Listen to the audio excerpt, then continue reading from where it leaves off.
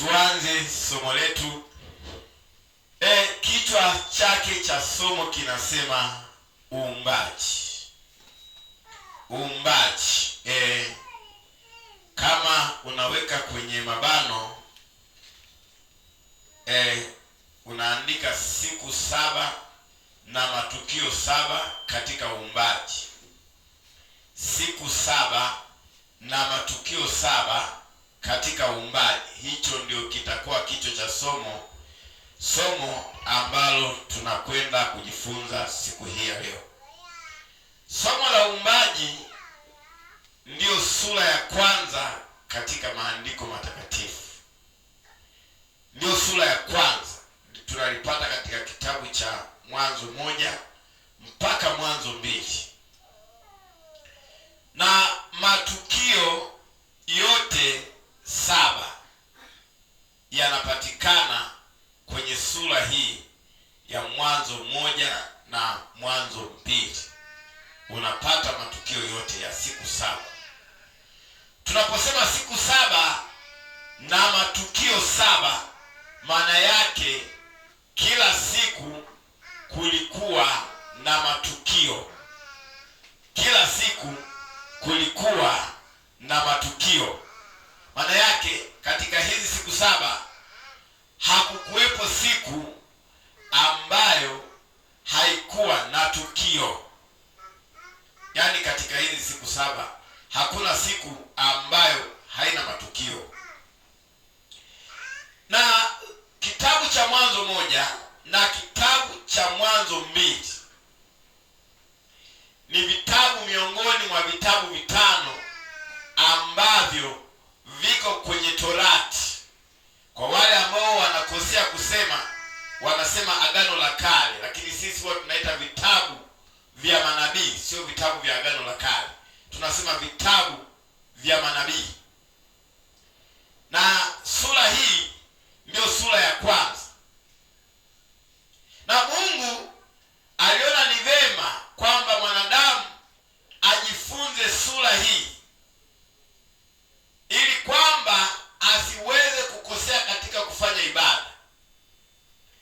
Maana yake ukikosea ukashindwa kuielewa sura hii ya kwanza na sura ya pili, utakosea kwenye kufanya ibada.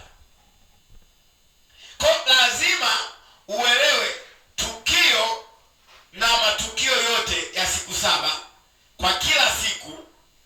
Halafu unapokwenda kufanya ibada, maana yake utafanya kulingana na matukio ambayo Mungu alikuwa ameelekeza katika zile siku. Na sura hii inatenga watu wa Mungu wanaoabudu Mungu wa mbinguni na watu wanaoabudu Mungu Shetani. Ni katika sura hii. Sura ya kwanza Mwanzo 1 na Mwanzo 2 ndio tunapata watu wanaoabudu Mungu wa mbinguni, na hapa tunapata watu wanaoabudu Shetani. Tunapata hapa. Ni sura ambayo inaanza kuonyesha taswira ya watu wa Mungu na taswira ya watu wa Shetani. Ni katika sura hii. Na kwa kawaida Mungu ana kawaida moja.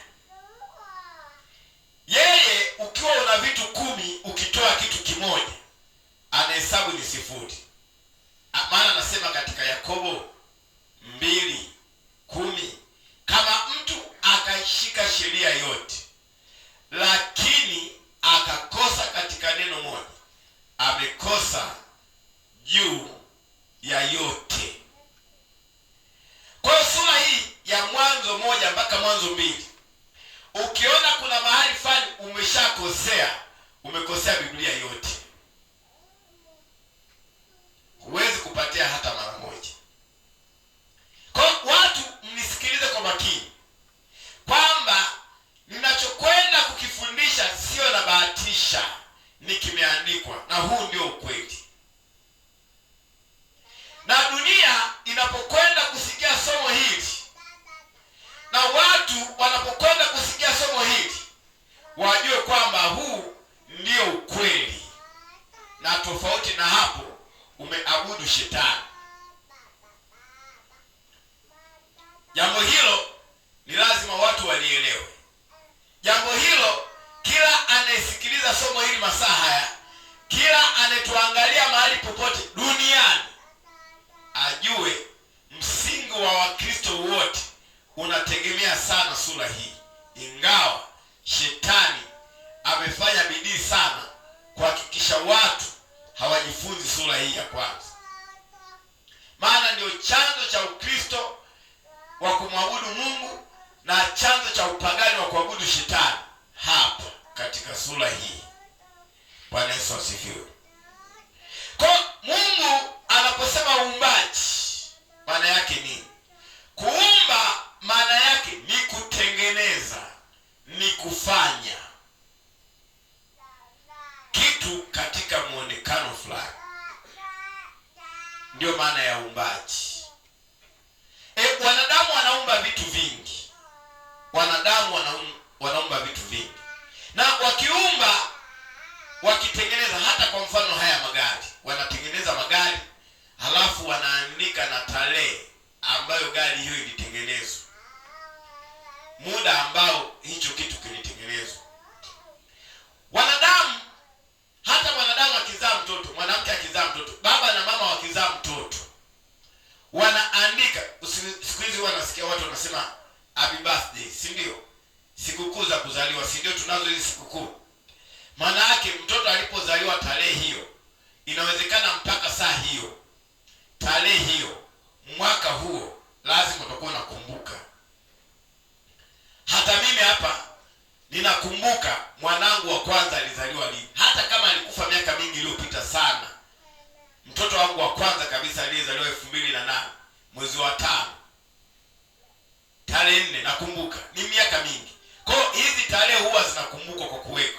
Kwa hata Mungu anapoumba siku zake na matukio yake, kila alichokiumba aliwekea siku ya kwanza, ama ni tarehe ngapi? Sema tarehe 1 aliumba kitu fulani, tarehe 2 alifanya kitu fulani, tarehe 3 alifanya kitu fulani, tarehe 4 alifanya kitu fulani, tarehe 5 alifanya kitu fulani, tarehe 6 kadhalika, tarehe 7, kila kitu kwa hizo siku. Na Mungu akaainisha kila kitu kwa siku yake. Bwana Yesu asifiwe. Kwa hiyo tunaposema uumbaji wa Mungu, maana yake namna Mungu alivyotengeneza miti, maana yake namna Mungu alivyotengeneza hili anga, namna Mungu alivyotengeneza hii ardhi tunayoikanyaga, namna Mungu alivyofanya mito, bahari, namna Mungu alivyofanya ndege, kila kitu kinachoonekana. Na ni ushahidi, kwa sababu vitu hivi vyote tunaviona na vyote tunavitazama. Hakuna kitu ambacho Mungu alikiumba tutakitaja kwenye maandiko hapa kisionekane. Vyote alivyoviumba vinaonekana. Bwana Yesu asifiwe. Na huu ni ushahidi kwamba tunaanza kusoma sura ya kwanza, Mwanzo 1 mstari wa kwanza. Tunaanza hiki kisa, alikuwa anakifundisha Nabii Musa kwa wana wa Israeli wajue namna Mungu alivyokuwa ametenda. Kitabu cha Mwanzo 1 mstari wa kwanza anasema, hapo mwanzo Mungu aliziumba mbingu na nchi, nayo nchi ilikuwa ukiwa tena utupu, na giza lilikuwa juu ya uso wa vilindi vya maji. Roho wa Mungu ikatulia juu ya uso wa maji. Mungu akasema, iwe nuru, ikawa nuru. Mungu akaiona nuru ya kuwa ni njema.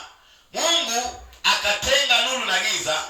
Mungu akaita nuru mchana, na giza akaliita usiku. Ikawa jioni, ikawa asubuhi, siku moja. Bwana Yesu asifiwe. Jamani, giza tunalifahamu, si ndio jamani? Na mchana tunaufahamu, si ndio jamani? Sasa hivi ni giza, si ndio? Mnaliona giza. Hii ni kumbukumbu kwamba Mungu siku ya kwanza, aliumba